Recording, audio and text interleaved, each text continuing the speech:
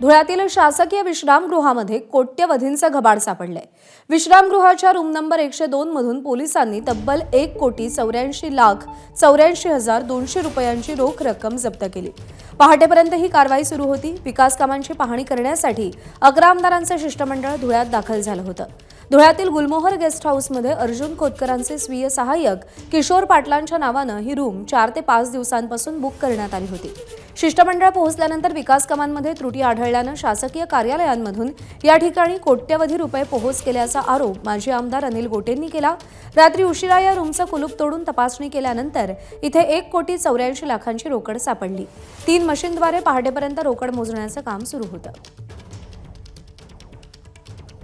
ते बांधकाम विभागाच्या अधिकाऱ्यांनी आणि पोलिसांनी कुठलाही पंचनामा न करता CCTV हा ओपन केला होता। तर काय कारण आहे? तर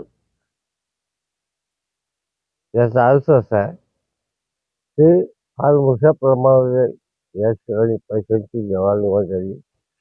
1,84,00,000 रुपये काय कमी नाही। काय शेवटी पैसे सापडणं हे महत्वाचं आहे। यावरून देवेंद्र फडणवीस यांच्या मंत्रिमंडळाचं त्यांचं स्वतःचं चरित्र उघडं पडलं आहे। या ठिकाणी जे अर्जुन खोतकर नावाचे आमदार होते त्यांचा PA किशोर पाटील दिनांक 15 पासून या 102 नंबर मध्ये तो वास्तव्यास होता। तो इतक्या पूर्वीपासून इथे का आला होता उघड आहे की त्यांनी अधिकाऱ्यांशी कॉन्टॅक्ट केला। आमची समिती येते आहे, जर तुम्ही पैसे नाही आणून दिले तर तुमच्या चौकशाला उभे राहू ते असे पैसे दिले असतील। आणि या लोकांनी पैशाच्या थैल्या त्या ठिकाणी अशा थैल्या होत्या 2 लाख 5 लाख 10 लाख अशा थैल्या त्या ठिकाणी आणून ठेवल्या होत्या। आणि म्हणून आम्ही हे भ्रष्टाचाराचं हिमनगाचं टोक आहे। राज्यभर हे असं चालत असतं आणि या भाजपच्या प्रशासनाला सरकारला याची अत्यंत लाज वाटली पाहिजे।